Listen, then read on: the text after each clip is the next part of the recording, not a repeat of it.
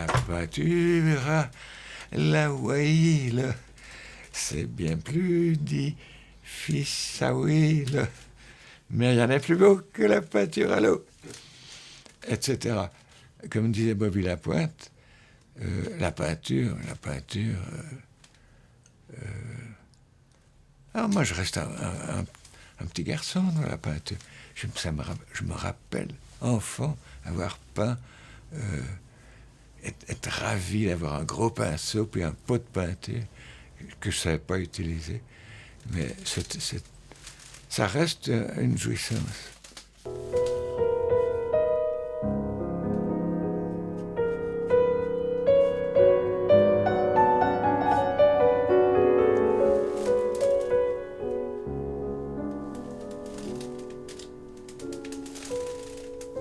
Bonjour, je m'appelle Nasser Bakhti, je suis réalisateur du film Appia, Mémoire d'une œuvre.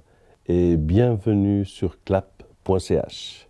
Alors on se retrouve justement pour ce film qui a déjà connu plusieurs avant-premières sur Genève, qui sort maintenant sur les écrans romans, qui est consacré à Dominique Appia, artiste peintre roman, qui est encore très actif malgré son grand âge et qui a connu beaucoup de propositions de films avant celle justement Appia, et qui était hésitant au départ parce qu'il a été toujours sollicité sans être vraiment comblé puisque ça n'a jamais vu le jour. Et là, avec Appia, Mémoire d'une œuvre, ça voit le jour. Comment réussir à le convaincre ? C'était simple parce qu'il fallait être cohérent et concret, parce qu'il a été tout de suite méfiant en disant « Qu'est-ce que vous allez faire d'autre que ceux qui sont venus avant vous, qui m'ont proposé de faire des films sur moi ?» J'ai dit « Écoutez, si vous êtes d'accord et vous avez vraiment envie que le film se fasse, moi je suis partant. » Et à la fin de la discussion que j'ai eue avec lui, il m'a dit « Si vous êtes sérieux, je suis votre homme. » Eh bien, 3 semaines après, j'ai trouvé une équipe et je suis allé chez lui pour commencer à filmer. Et ça a pris 3 années, une aventure de 3 ans. Magnifique aventure parce que c'est un personnage extraordinaire. Le but du documentaire, c'est ça. C'est vrai que c'est un être très timide, discret, qui a un talent fou, mais qui ne le met pas, il ne l'étale pas, ni rien. Donc, ce que j'ai fait, moi je dis toujours, pour le documentaire, je ne dirige pas, j'essaye d'accompagner.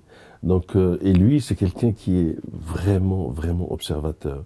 Les premiers jours de tournage, c'était vraiment une sorte de mise en place où il nous regardait, il observait comment ça se passait et tout. Et moi aussi, je ne le connaissais pas avant. J'étais en train de le découvrir aussi. Donc, ça a pris un moment. Et puis, comme je lui ai dit précisément, je ne suis pas là pour le diriger, je suis là pour l'accompagner, l'orienter, et puis lui suggérer des sujets et des thèmes qu'on allait aborder, mais j'allais pas le diriger.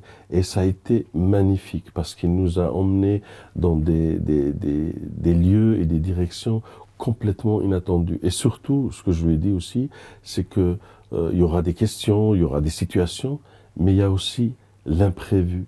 Moi, je suis très attentif à l'imprévu. Donc, il y aura l'imprévu, et cet imprévu, il faut le vivre tel qu'il arrive. Et ça a été magnifique. Alors, on sent aussi que cet imprévu, il est fait aussi de belles rencontres. Par exemple, à un moment du film, on est à Saint-Gervais, oui, avec un pasteur, Jean-Jacques Buard, ouais. Et les 2 hommes ne se connaissaient pas apparemment. Non. Mais il y a une complicité immédiate. Oui, c'est étonnant parce que je leur ai dit, écoutez, là, j'ai pas envie de poser de questions. C'est un lieu, on le découvre avec vous.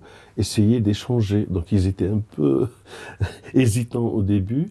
Et puis, ça s'est passé vite fait. Le pasteur nous a emmenés avec Dominique dans ce lieu. On a découvert cette fresque et d'un seul coup, l'échange s'est établi.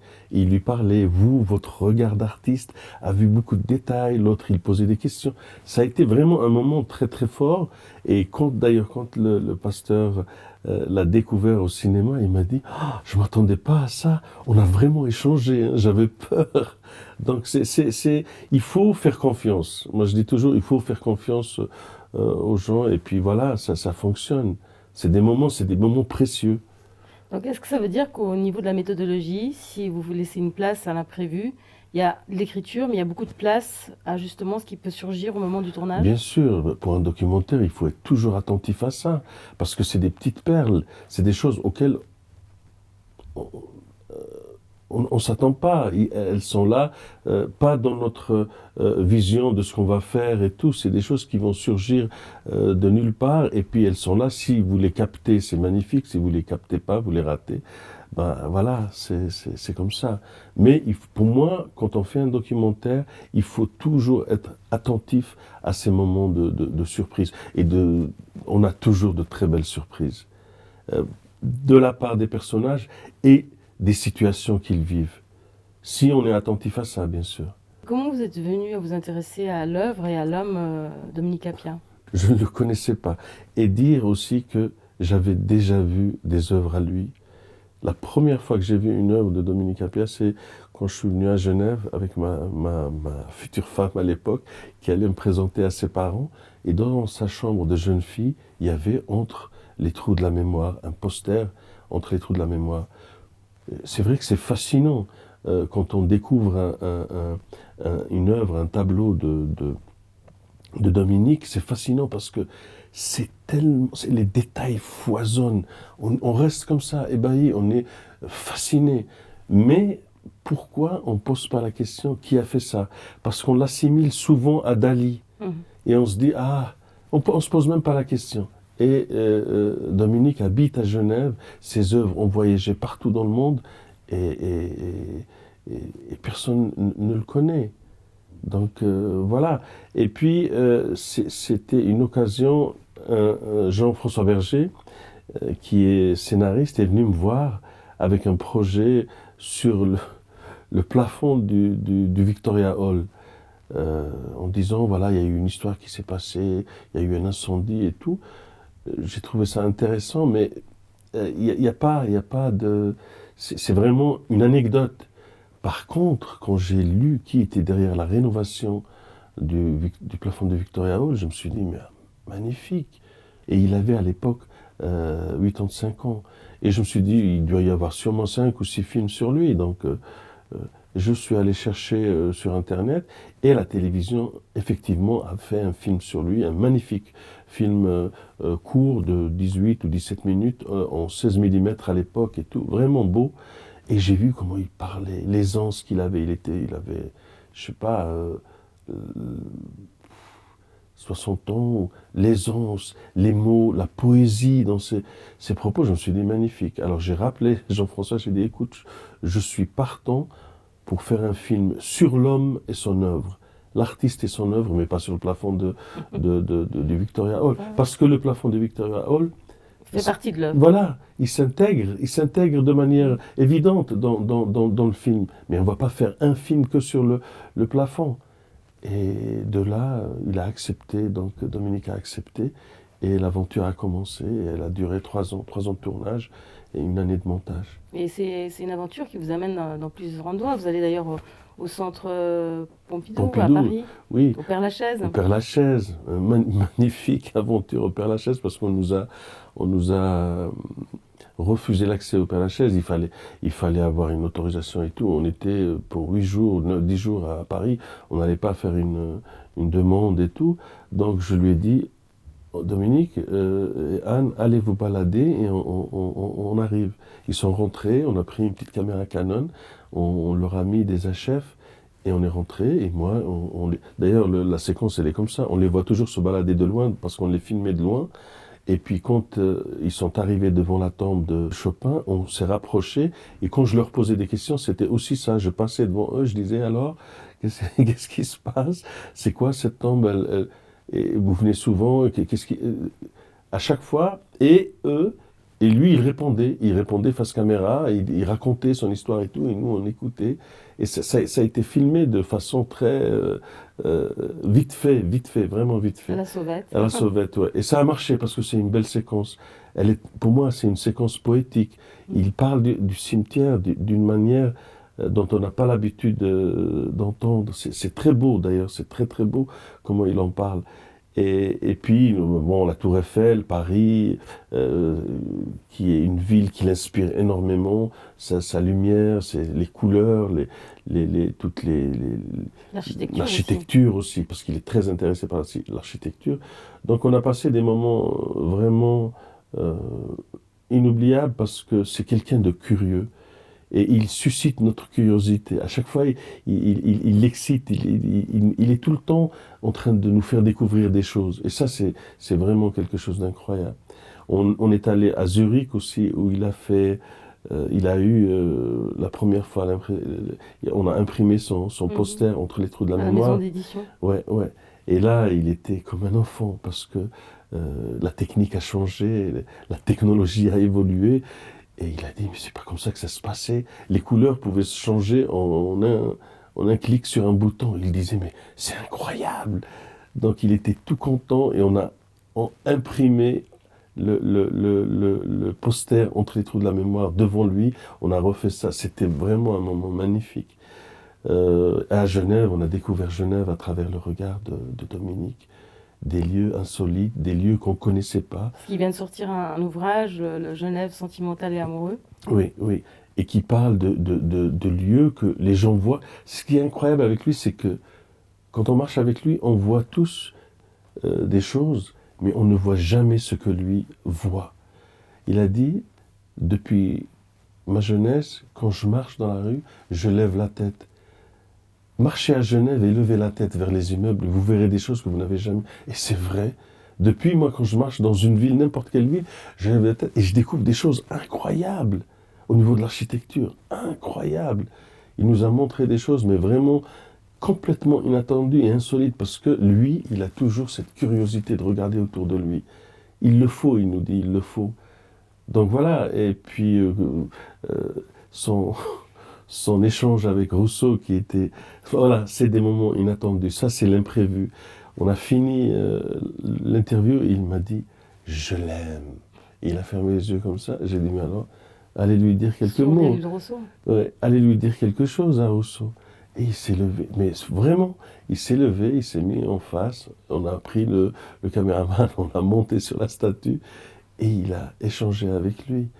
Ça, c'est des moments, pour moi, c'est des cadeaux. C'est vraiment des cadeaux. Sur le plan plus personnel, cette rencontre avec Dominique Appiah? J'espère, on a une amitié, on a eu une vraie complicité. On a eu une vraie complicité. Et c'est quelqu'un de très doux, c'est quelqu'un de très, fidèle, comme il dit. Et là, je le vois comment il est humble à chaque fois qu'on présente le film. Et il dit, c'est un miracle. Il est tellement heureux d'avoir ce film. Il dit, c'est un miracle. J'ai 89 ans. Il n'y croyait plus. Et il dit, c'est un vrai miracle. J'en reviens pas. Donc, je trouve que... Et puis, j'ai appris à connaître aussi quelqu'un de très généreux. Il n'a rien demandé. Il a fait sa vie, son parcours, il n'a jamais rien demandé, mais on ne l'a jamais mis en valeur. On n'a jamais essayé de le valoriser, de valoriser son œuvre.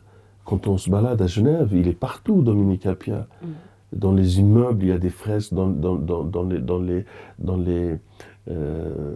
le plafond du Victoria Hall, le Métropole, l'entrée, le hall du Métropole, c'est tout lui. Les archives même du musée à Genève conservent des tableaux importants de Dominique Appiah. Ça, c'est le fonds d'art contemporain. D'art contemporain. Et il le dit d'ailleurs, la ville a acheté sa première œuvre. Il a eu du succès vraiment très rapidement. Et après, rien. Donc ce film, c'est une façon de réparer une injustice. Ah, bien sûr, et rendre hommage à un artiste talentueux qui est le fils de Genève. Il est né à Plain Palais, c'est le fils de Genève. Et donc, je suis ravi d'avoir fait ça. Franchement, je suis ravi. Je me suis engagé sans soutien ni rien, tout seul, avec mes propres fonds. Après, il faut dire qu'il y a eu la télévision qui nous a vraiment soutenus. Ils ont vu que c'était important de rendre hommage à Dominique, et ils le connaissaient. Mais les commissions, on dirait que, voilà, comme tout le monde. Donc c'est Troubadour Film, essentiellement. Après, la ville de Genève est rentrée, la ville de Carouge, mais beaucoup plus tard. Mais au départ, si je n'avais pas initié ce projet, il n'existerait pas aujourd'hui. Si j'avais pas pris le risque, disons, de partir avec mes propres fonds, ce projet n'existerait pas. Et bon, et aussi que Dominique ait accepté aussi, hein. Donc, c'est pour ça que je dis, je suis vraiment heureux de l'avoir fait. Et un élément important qui soutient le film, c'est la musique. Oui, j'ai essayé d'aller dans son sens. C'est pour ça que la musique, c'est toujours à la fin, quand le film est pré-monté, pas monté, et on commence à penser à des musiques. Avec Béatrice, Oui, votre épouse. oui, je monte tous mes films avec elle. Donc on a essayé, je dirais, j'ai essayé de trouver des choses qui allaient avec son esprit, son humeur, et j'ai choisi de la musique classique. Je ne pouvais pas choisir autre chose que ça. Et c'est vrai que il était content. Quand il l'a vu la première fois, il était vraiment content. Il a dit, j'ai dit, est-ce qu'on a été fidèle? J'avais peur, on a toujours peur de la réaction, de se dire, ouais, mais c'était pas ça, ou quelque chose comme ça. Il a dit, vous n'avez rien à... C'est vraiment, vraiment magnifique. Donc lui a été touché, pour moi, ça y est, j'ai réussi mon pari. Le fruit final, le fruit que vous avez élaboré ensemble, lui a plu. Ah oui, oui. Et sa collaboration aussi. On filme des personnes, on a des sujets, il y a des personnes généreuses qui vous donnent des choses, qui sont ouvertes, qui s'ouvrent, qui commencent vraiment à aller très loin. Et il y a des personnes qui sont là, qui hésitent, qui ne sont pas sûres et tout. Et lui, il a vraiment donné. Mais il a jamais intervenu au niveau du montage, il a jamais rien vu. Il n'a jamais rien vu jusqu'au jour où j'ai dit viens. Il a fait confiance. Ouais, voilà, il a fait confiance. Et quand on vous fait confiance de cette manière-là, de manière aveugle, vous avez peur. Et à la fin, il faut que vous soyez vraiment juste dans ce que vous faites. Et là, il a été vraiment heureux. Et pour moi, j'ai réussi mon pari. Et surtout, le public, la réaction du public. Après, c'est plus notre film, c'est plus notre bébé, il fait partie de la vie publique. Les gens, c'est le regard des autres. Et le regard des autres, jusqu'à présent, est juste beau. Parce que les gens sont touchés, les gens découvrent quelqu'un, ils disent, il est né à plein palais, c'est notre voisin, Qui fait partie de notre quotidien, mais qu'on quotidien du patrimoine. Il y a une femme qui est venue, elle m'a dit, merci, vous avez laissé une trace. Parce que Dominique fait partie de notre patrimoine. Moi, j'étais là, je me disais, waouh, c'est... Nasser Bakhti, là, vous accompagnez à la sortie du film, il y a déjà eu plusieurs avant-premières. Et au niveau des autres projets, il y a un film que vous avez terminé qui va être présenté à Marseille. Oui, j'ai lancé une série il y a 3 ans, une série qui s'intitule « Jeune et prêt à inventer le futur ». Et c'est un pari assez fou. Parce que 30 pays, 60 jeunes à travers le monde. Et bon, l'Algérie, c'est mon pays, il fallait que je fasse quelque chose là-bas aussi. J'ai donné la parole à 2 jeunes, une jeune femme, c'est toujours deux jeunes, une jeune femme et un jeune homme, moins de 30 ans, 2 villes. Et donc c'était Alger et Tizi Ouzou. Et puis, il a été sélectionné au Festival méditerranéen de Marseille, où il y a 4 documentaires qui ont été sélectionnés pour les trophées méditerranéens. Donc je vais le présenter en décembre là-bas et j'espère que ça va marcher et qu'ils vont le découvrir pour la première fois. C'est une première mondiale. Donc voilà, et ça s'intitule « La bataille du futur », le futur de notre pays, l'Algérie. Donc, parce qu'on n'est pas dans une situation très...